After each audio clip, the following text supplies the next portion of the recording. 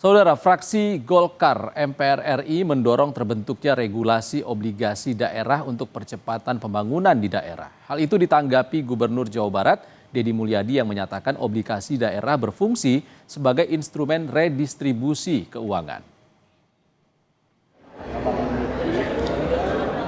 Ketua fraksi Partai Golkar MPR RI, Melkias Markus Mekeng, dalam Sarasehan Nasional Rabu 10 Desember 2025 menegaskan pentingnya penyusunan undang-undang khusus obligasi daerah sebagai upaya membuka alternatif pembiayaan pembangunan serta instrumen investasi publik.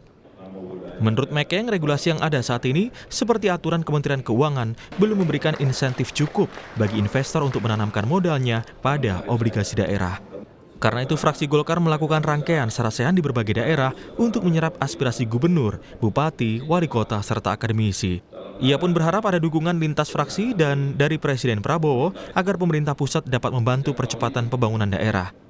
Menurutnya, skema serupa dapat dilakukan Indonesia melalui mekanisme obligasi daerah sehingga masyarakat bisa berinvestasi membangun kampung halaman.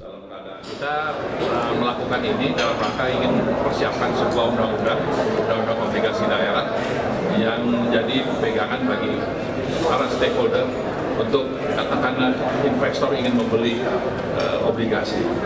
Selama ini memang sudah ada aturan-aturan yang ada, peraturan Menteri Keuangan, peraturan OJK, tapi itu tidak membuat insentif bagi investor untuk menanamkan uangnya di obligasi daerah. Sementara itu, Gubernur Jawa Barat Deddy Mulyadi menekankan pentingnya optimalisasi dana bagi hasil pajak sebagai pondasi pemerataan pembangunan. Menurutnya, obligasi daerah berfungsi sebagai instrumen redistribusi keuangan agar daerah yang memiliki kapasitas fiskal lebih dapat ikut mendorong pembangunan di wilayah lain.